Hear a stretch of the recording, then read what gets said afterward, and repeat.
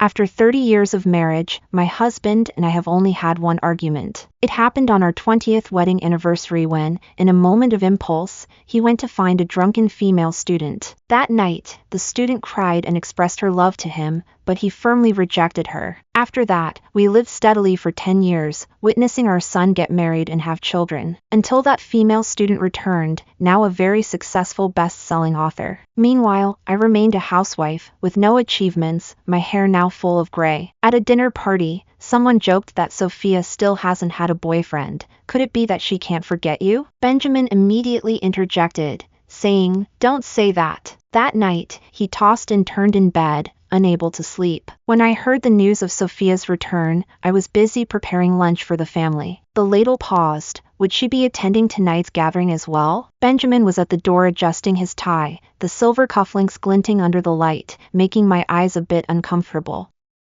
Yes, she is Professor Smith's student. This is a celebration for her new book award organized by Professor Smith. Are you going? He casually asked. Since I started taking care of my grandson at home, I rarely accompany him to such events, so he asked quite casually. This time, I originally planned to say no as usual, but for some reason, I suddenly said, "Let's go together." Benjamin was clearly taken aback for a moment, but he is usually very composed and didn't show much emotion. "All right, I'll wait for you downstairs." When we arrived at the private room, the room suddenly fell silent. After sitting down, a short-haired lady with a striking presence glanced over at us. "Professor Johnson, it's been a while." Her voice was clear and pleasant, and her demeanor was very gracious. Benjamin turned around, smiled, and naturally put his arm around my shoulder. "Sophia, this is your mentor's wife." Sophia paused for a moment, quickly apologized. "I'm sorry. I didn't recognize you at first." "Hello, mentor's wife." I smiled slightly. "Hello." No sooner had the words left my mouth than Sophia turned away, and it seemed like tears were shimmering in the corners of her eyes. After a few years apart, Elizabeth seemed to have become even more haggard. Professor Smith adjusted his glasses, his tone somewhat sharp, while Benjamin appeared even younger. No wonder others couldn't tell they were a pair. Sophia is his favorite student, and I have always struggled to gain his approval. I felt my face heat up and subconsciously tugged at my clothes. Ever since my son was born, I have devoted all my energy to my family. Over the years, raising my son and taking care of my grandson, I hardly had time to take care of myself. Wrinkles have appeared at the corners of my eyes, and my gray hair is gradually increasing. The charm I once had is gone. Because of this, I haven't wanted to socialize much lately. Professor Smith, putting down his wine glass, said gently but firmly, "Taking care of a family is also a remarkable job." Professor Smith took a small sip of wine and softly said, "I misspoke." Everyone began to inquire about Sophia's situation over the years. She has now become a well-known writer, and her recently published collection of essays about Xinjiang has won an international literary award. In the past, Sophia would chase after Benjamin every day with a book in hand. Now she has not only become a great writer but also an internet celebrity, with fans lining up on the street for her new book launch. Sophia has really changed a lot in these years. She's outstanding, haha. Sophia smiles faintly amidst everyone's praise. Her short hair is neat, her makeup is exquisite, and she's wearing a fashionable suit. She exudes elegance in every move. I look down at myself. I'm wearing an old cotton linen long dress, topped with a slightly ill-fitting wool cardigan. This outfit was dug out of the closet right before heading out, and it feels a bit too formal. In front of tonight's crowd of well-dressed cultural elites, I feel somewhat out of place. I suddenly remember something from 10 years ago. Back then, Sophia was crying and said to me, "Elizabeth, can you let him go for me? I understand him better, and I'm more suited for him. You just stay at home taking care of the family. Why should you claim him?" I've always been a gentle person, not very good at expressing myself, and I don't like arguments. I've never fought with anyone over a man. At that time, I was really hesitant, but in the end, I broke up with Benjamin. After all, the child had grown up by then, and there was nothing to worry about. I didn't expect that the usually calm Benjamin was so angry that his face changed color. He directly told Sophia, "I only have a teacher-student relationship with you, and there can absolutely be no other feelings. I have only loved Elizabeth my whole life, so please do not disturb our lives from now on." That night, Sophia left the school in a terrible mood, and it was said that she didn't attend classes for more than a month. Teacher Smith called to criticize her, but Benjamin never contacted her.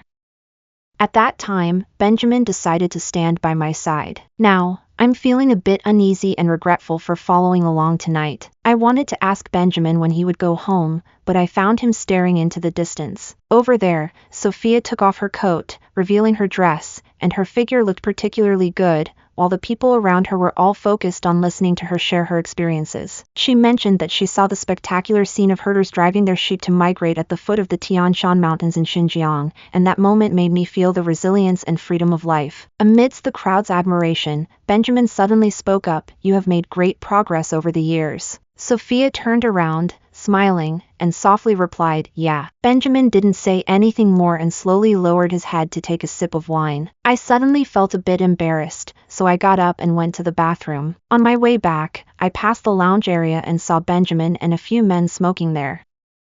I heard them chatting. "Sophia is really outstanding now, you can't tell she used to be so plain." Benjamin, were you really so indifferent to her back then? Didn't it ever waver your heart at all? Have you really never felt any regret? Benjamin's voice was very calm. The more indifferent I was to her, the more it actually helped her. Isn't the current situation pretty good? She has achieved her goals, and I didn't hold her back. So you all should stop discussing these meaningless things. True, it's all in the past now. Look at your wife coming here specially today. Haha. She shouldn't feel uneasy, right? A few of them laughed and left, leaving only Benjamin and Professor Smith. Professor Smith suddenly said in a deep tone, "You know, Sophia still hasn't dated anyone. Could it be that she can't let go of you?" After a brief silence, Benjamin said sternly, "Don't say that." When I got home, my son was in the living room holding my grandson and watching TV, but he didn't look too good. Benjamin said he still had a paper to revise, and then he went straight to his study. My son watched his back disappear and said to my mother, "Mom, your main task now is to take care of the grandson, try to attend fewer social events. Little Bao has been looking for you for a long time. How can you come back so late just like Dad?" My daughter-in-law was sitting on the sofa watching short videos. "Mom, your clothes are so outdated, they make you look even older." She always felt that she was straightforward and never considered others' feelings when speaking. When my grandson saw my aggrieved expression, he immediately started crying and shouting, "Grandma, I want a hug. I want a hug." I hurriedly picked up my grandson, took him upstairs to my room, and gently patted him to sleep. Just when my grandson finally fell asleep and I sighed in relief, my son shouted from downstairs, "Mom, I'm hungry. Can you come down and make me a bowl of noodles?" I sighed deeply and slowly went downstairs. My son was sitting at the dining table playing on his phone, saying, "Mom, I'm so tired from working overtime today. I want to eat the noodles you make."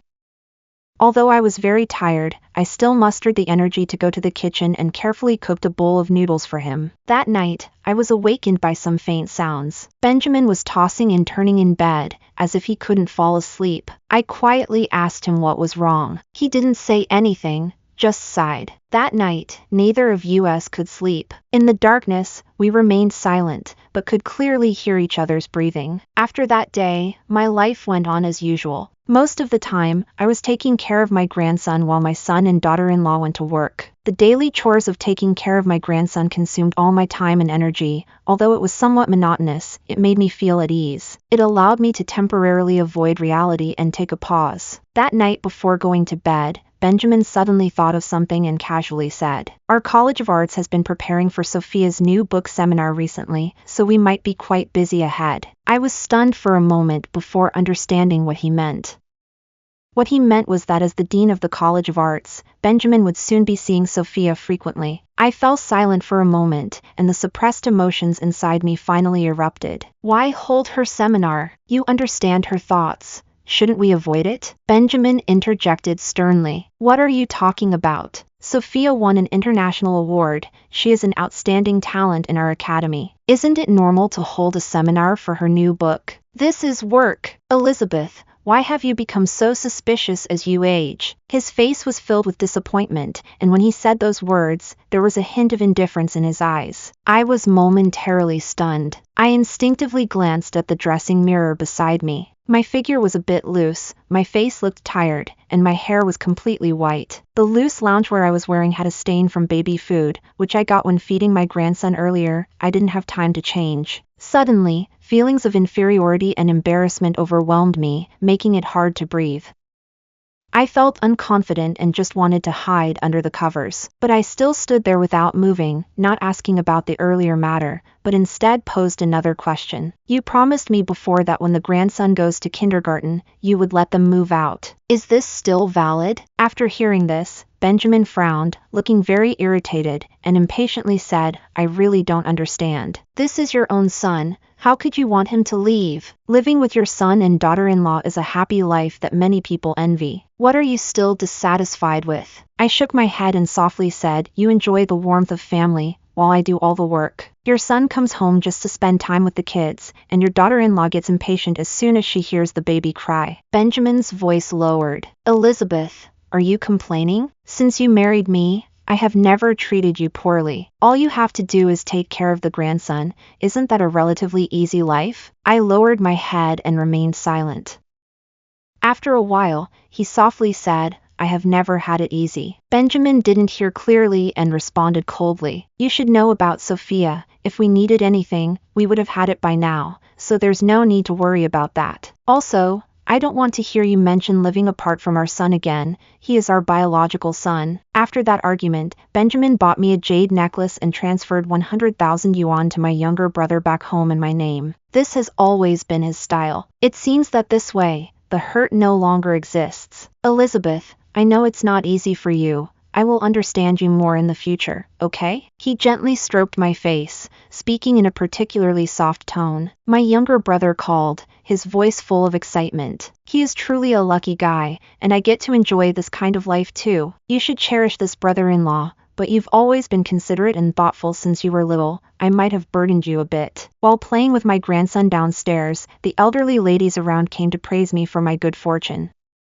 My husband is successful in his career and cares about the family, my son is filial and capable, and I have a lovely grandson. I feel like life is truly complete, and I start telling myself that my current life is already very good. I work harder every day to take care of my grandson and the family, but the wrinkles on my face are increasing, making me look several years older than my actual age. While lulling my grandson to sleep, my daughter-in-law glanced at me and said to her friend on the phone that she didn't want to dedicate her life to just the family like women in the past, living without any aspirations. I don't want to stay at home or see the elderly ladies in the neighborhood, so I often push the stroller to take a walk near the school. I unexpectedly saw Benjamin and Sophia. They were surrounded by a group of students, and Sophia was signing autographs for everyone. I slowly approached the crowd while pushing the stroller. Benjamin was dressed neatly in a suit, looking energetic.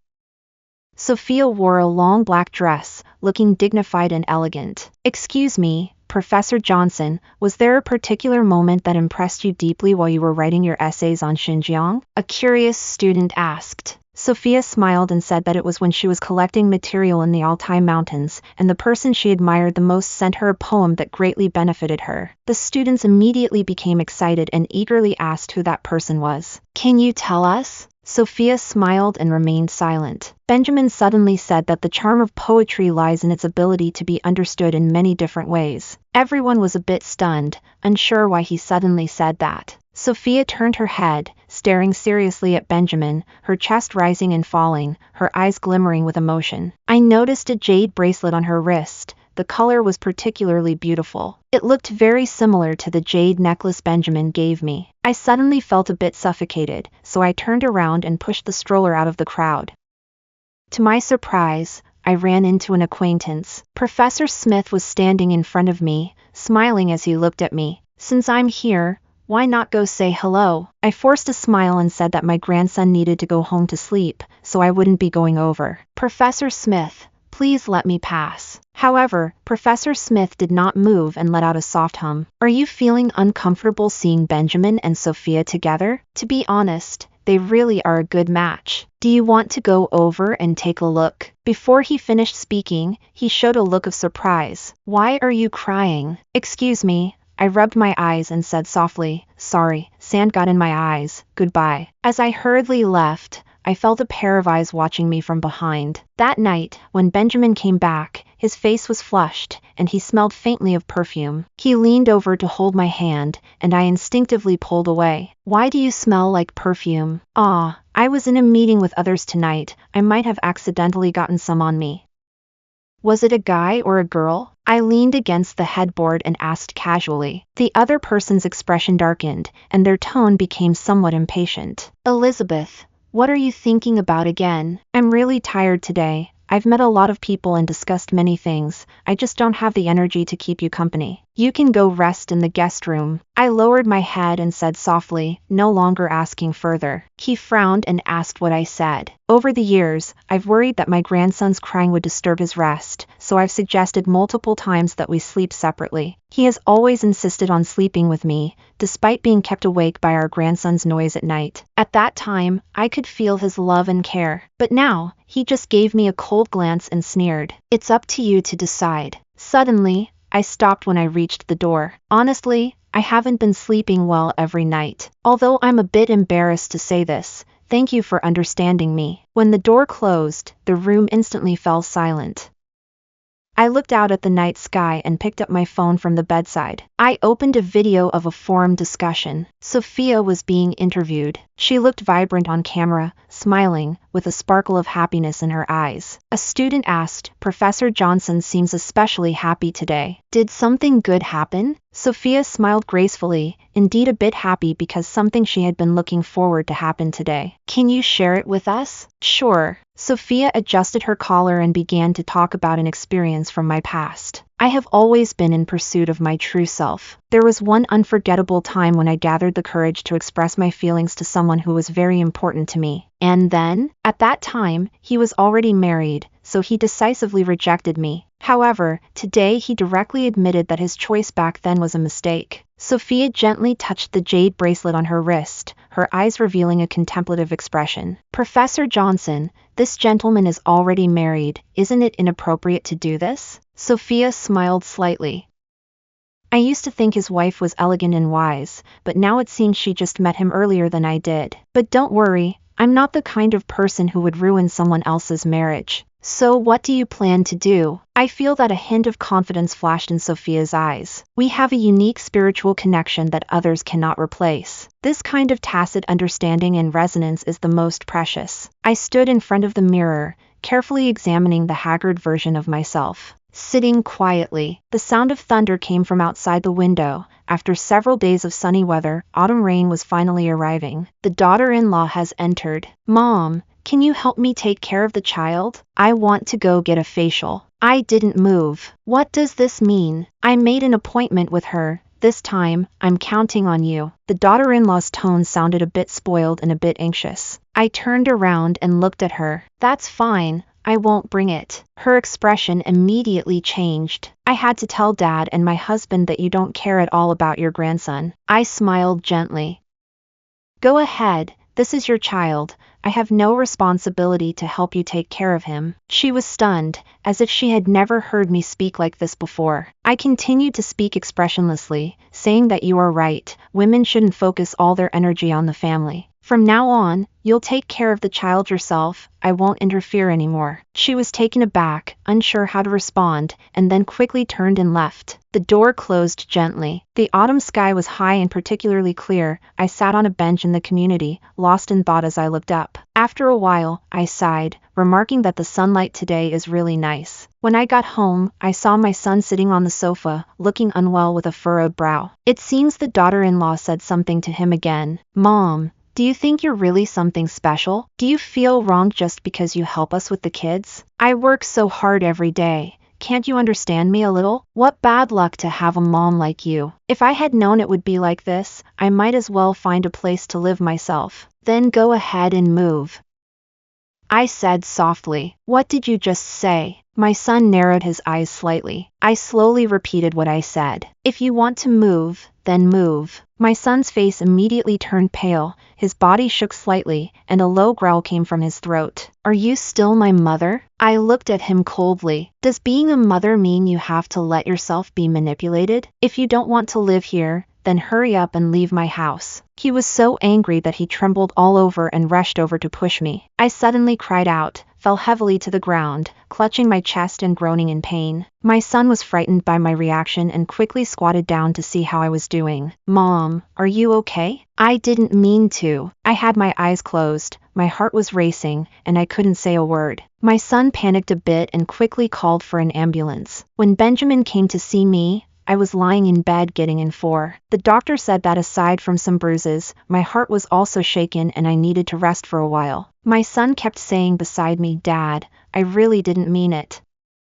Mom insisted I go, and I couldn't help myself. Benjamin's face was serious, tightly holding my hand and remaining silent. He genuinely cares about me. I've never doubted that. That's also the reason I've been able to hold on until now. In the past, his concern moved me deeply, but now, his deep affection makes me uncomfortable. Benjamin finally couldn't hold back, turned to my son, and shouted, "Your mother has sacrificed so much for you, even if you don't know how to be grateful. How dare you lay a hand on her? Do you have no conscience at all?" I put on my earplugs, not wanting to hear the father and son arguing. Just as I was about to fall asleep, Benjamin turned to talk to me, looking very concerned. "Elizabeth, our son really doesn't understand. If you want him to move out on his own, I fully support you. He looks so guilty and heartbroken right now." My eyes were filled with tears, and my voice trembled a bit. "Benjamin, what if I go stay in the suburbs for a while? This way, it will be more convenient for our son to work at home." He gently held me in his arms. "That's fine too. Let our son calm down first. It's just that it made you feel wronged." Benjamin rented a villa with a garden in the suburbs. Although the place is a bit remote, the environment is very tranquil. The moving day happened to be when our son was at work, and my daughter-in-law, resting in the massage chair, half-jokingly said that as a housewife, one should be prepared for the mindset of wanting to enjoy life without wanting to pay the price. It's not that simple. I showed an embarrassed expression, nodded, and felt that you were right. I should indeed learn from you. Your parents want to keep both houses for your brother and plan to hide it from you. It seems we overthought it. A modern woman like you wouldn't care about such material things, right? Seeing my daughter-in-law's face getting worse, I decided to turn and leave. On the first night after moving in, Benjamin only stayed for half an hour before leaving in a hurry. Later, Sophia called, saying he had left an important manuscript in the office and wanted him to bring it back. Benjamin casually told me about the phone call, sounding a bit helpless. "She might be in a hurry to use her phone, and there's nothing special today, so I'll go for a visit." We all understand Sophia's tricks. We used to use them often. Back then, Benjamin could see right through it and would look down on it. At that moment, I softly said, "You should go. She's definitely in a rush to write something. If it's too late, just stay there for the night. Don't keep going back and forth." Benjamin looked quite surprised. "On your first day moving in, don't you need me to accompany you?" I looked at him with a gentle smile. "Your work is more important. I'm fine on my own." He hesitated for a moment, frowned, and said, "You decide." After Benjamin left, I tidied up the room and took out the small cake I bought at the supermarket, lighting the candles. I whispered, "Elizabeth, happy rebirth." Then I blew out the candles. Afterward, I sat down at the desk and opened the map. For over 50 years, I have been confused. Now, at the final stage of my life, I have to seriously reflect on the past and make new plans. I only take care of the family and have no career of my own. I have a rather weak personality and always go with the flow. I'm used to giving but don't really know how to love myself. That day, I looked at myself carefully in the mirror. Suddenly, a thought popped into my mind. What if I just get a divorce? I had never thought of this before, but once I did, it felt incredibly freeing. In fact, I don't have nothing. I have been saving over the years and have some money saved up, so I can completely support myself. What should I do after the divorce? Suddenly remembering the dreams of my youth. Before getting married, I made a wish to travel around the world. Now, perhaps it's time to pursue that dream again. To achieve this goal, the first step is to leave that home. At this moment, the soft light from the desk lamp spills onto the map. On the night my husband went to meet another woman, I felt a long-lost sense of peace and tranquility. My heart was very calm. I realized that living alone can actually be quite simple.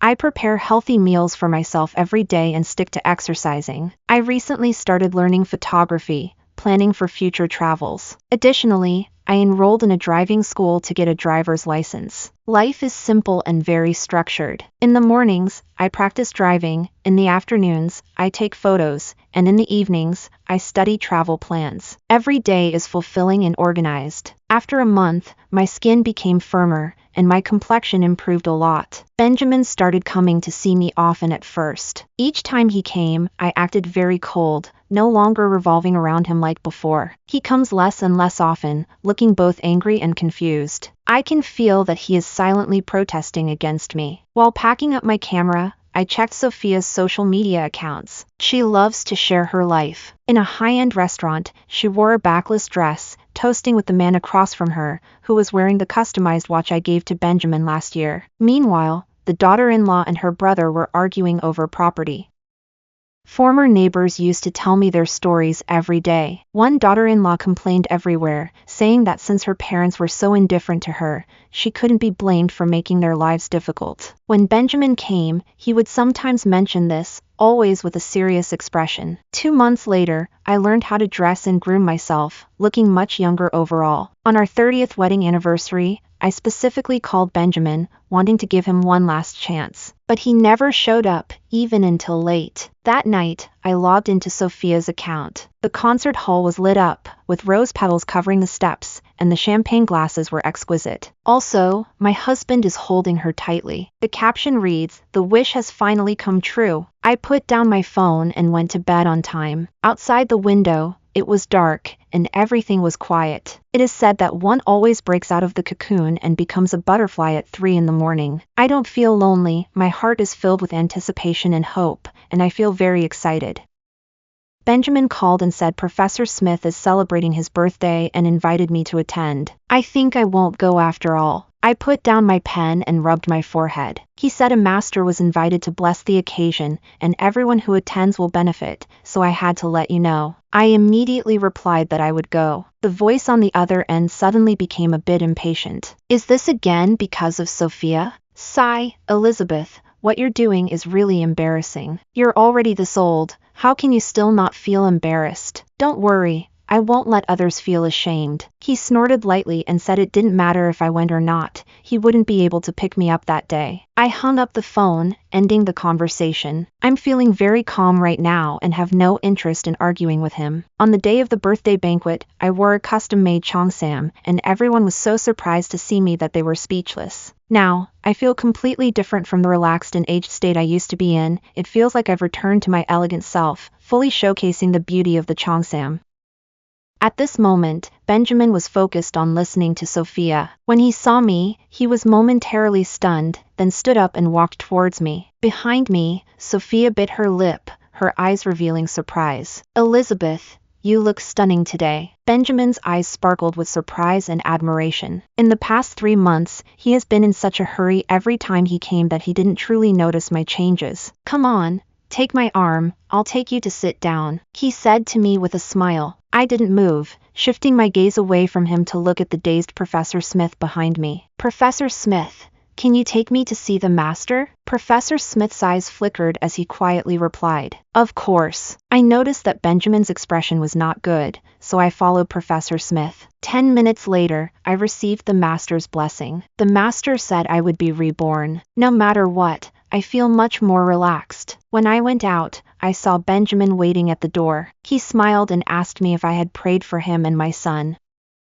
I have always been somewhat superstitious. Every year I used to go to the temple to get a safety talisman for Benjamin. After all, back then, he was my only support. But now I realize that the real support comes from within myself. It's better to pray for my own safety. Sophia walked over in her high heels, glanced at me, and smiled, saying, "Teacher's wife, you look much better than last time." However, I want to say that after years of observation, while a woman's beauty can add to her value, it's hard to be independent and even harder to realize one's life value without a career. At that moment, Professor Smith suddenly interjected from behind. Sophia's expression suddenly became stiff, showing some displeasure. Benjamin was also looking at me. Elizabeth is not interested in external matters. All her thoughts are focused on her family. Sophia's face turned even more sour. I found it somewhat ironic. The change in appearance can actually lead to such a drastic change in attitude. Indeed, everyone judges everything by appearances. Everyone is like this, even the closest people. The party was halfway through, and I wanted to leave. I didn't feel like explaining, so I made up an excuse to go to the restroom and stood up to leave. At the corner, I heard Sophia say to Professor Smith, "Teacher, you have always taken care of me. We improved together, and this time you must help me out." Professor Smith responded coldly, "Sophia, you are a bit overconfident now. Don't forget that the honors you receive are due to your own efforts. You really need to have the ability." I quietly thought for a moment, and just as I was about to go out, Benjamin caught up with me. He asked, "Elizabeth, why did you leave without saying anything? Let me walk you back." I kept walking. "Don't you still need to talk to Sophia about work?" He paused for a moment. It was already late, and it wasn't safe to go out alone. At that moment, a car smoothly stopped beside the steps. The car window rolled down, and Professor Smith tilted his head, asking, "Do you need a ride?" She wasn't used to getting into someone else's car.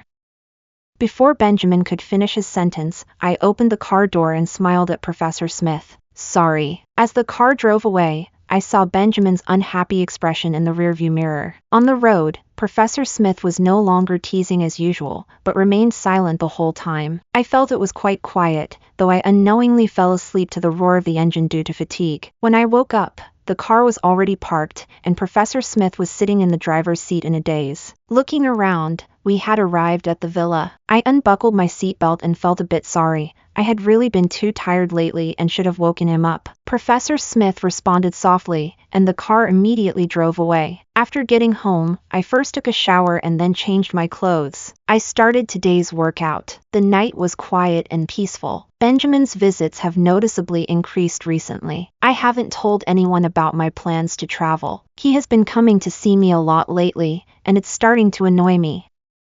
Thankfully, Sophia couldn't stand it either. That night, Benjamin insisted on staying over here. His phone was on the coffee table and suddenly lit up. I saw it was a message from Sophia, containing a private photo. Below the photo was a message, "Teacher, I miss you so much." I silently closed the chat box and said nothing more. 2 days later, Benjamin suddenly told me that the Academy was organizing a survey on minority literature, and he was going to go with Sophia. "For how long?" I asked. "About a month," he replied. I silently calculated the time in my mind. Seeing that I was silent, Benjamin slightly bit his lip. "The schedule can be adjusted. I can come back early." "It's okay, work is more important," I said softly. His gaze became very profound. "Elizabeth, you've been making me feel very unfamiliar lately." I gave him a gentle smile. "People always change, everyone is like that, right?" The day after Benjamin left, Sophia posted an update on her social media. She was standing in front of a floor-to-ceiling window in a luxurious hotel, leaning against someone, with the beautiful night view of the city in the background. The caption read, "Time is peaceful because I met you." Actually, I had prepared myself for this and knew this day would come, but when I really saw it, I still felt a bit hurt inside. This way of showing off sounds a bit provocative. I was a bit surprised when Professor Smith showed up at my doorstep in casual attire. He sat on the sofa, looking very serious, completely unlike his usual joking demeanor. "I'm here to deliver a book to Benjamin. I recommended this house to Benjamin originally, so I know the address. They went out for field research and couldn't reach you, Elizabeth. Are you okay?" His tone sounded very concerned. I put down my phone and gently wiped the corners of my eyes. The screen was displaying a post that Sophia had shared. Professor Smith took a glance and immediately understood what had happened. After a moment of silence, he softly said that sometimes losing isn't necessarily a bad thing. I forced a smile and shook my head. After all, I still can't compare to the young. Upon hearing this, Professor Smith let out a cold laugh.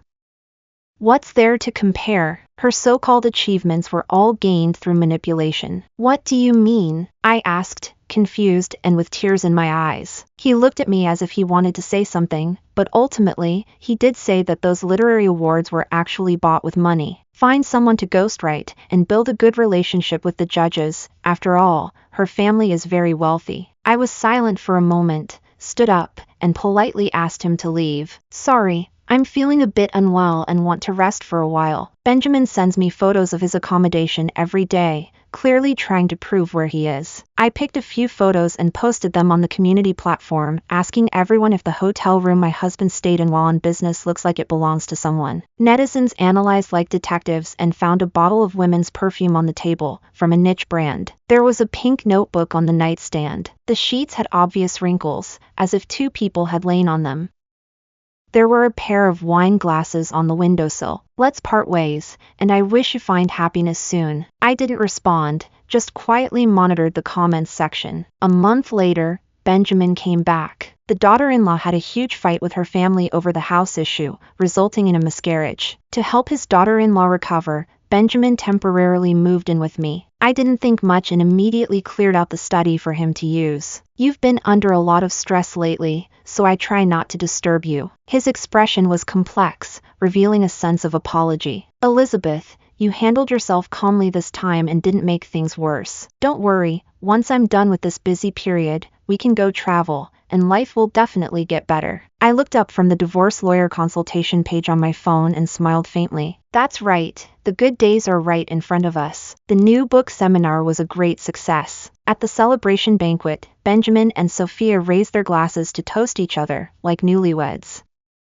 While Benjamin and the other professors were chatting, Sophia wobbled over to me, holding her wine glass. She glanced at me a few times and showed a proud smile. I've finally tasted the feeling of victory. Everything that once seemed out of reach is now in my hands. She joyfully raised her glass, thinking to herself that thanks to fate, my dreams have come true. I couldn't help but laugh. She looked at me in disbelief, her eyes full of disdain. Ma'am, can you not see the current situation? The beautiful life you envisioned is about to come to an end. I blinked and asked, are you saying you finally succeeded? She was taken aback, clearly not expecting me to be so direct. I smiled gently and congratulated her. After pursuing it for so many years, she finally achieved her wish. Her face turned pale, and then she let out a cold laugh. Are you recording this? I shook my head and couldn't help but smile. I didn't mind using this method. She squinted her somewhat cloudy eyes, as if she understood something, and gently shook her head.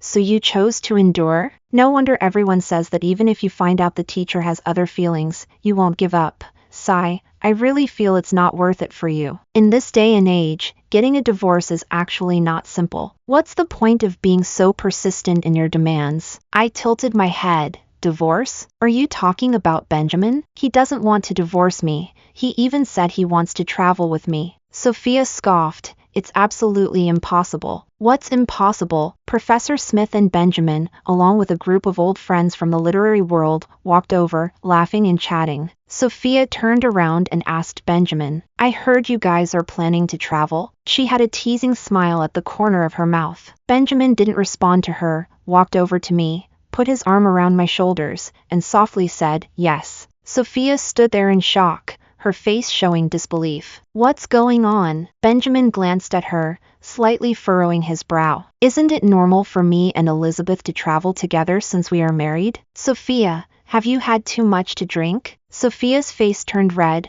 biting her lip, and she stood there speechless. The people around seemed somewhat awkward. Benjamin appeared very calm, as if Sophia's embarrassment had nothing to do with him. He gently said to me, Elizabeth, I've realized that we should let them live their own lives. We should also enjoy our time together. Once I finish this busy period, I'm planning to retire and travel the world with you. I looked up, amidst the hustle and bustle, and smiled, Benjamin, let's get a divorce. Upon hearing this, Benjamin thought he might be too tired from work and was hallucinating. I wore a smile on my face, as if chatting casually at home. Slowly, I said it again, Benjamin, let's get a divorce. Then, amidst everyone's shocked expressions, I took a document out of my bag and calmly said, this is the divorce agreement I have already signed. Because you cheated, you should take responsibility, and according to the law, everything should be left to me. I left you the house where our son lives. Take a look. I handed the document to him, but he remained dazed and didn't take it. Professor Smith reached out to help him take it. I nodded at him, smiling in appreciation. Then I turned around and left the banquet hall. Later, while resting on a small island in the Maldives, I saw some news. There were reports that the novel for which Sophia won an award was actually written by a financially struggling college student who chose to ghostwrite because he desperately needed money. This college student posted evidence online, including proof of the money transfer. Some people also said she had an affair with a famous professor. Sophia was completely finished. Benjamin's extramarital affair significantly impacted the college, and he was ultimately dismissed for severe negligence. However, none of this concerns me anymore. The life that belongs to me has just begun.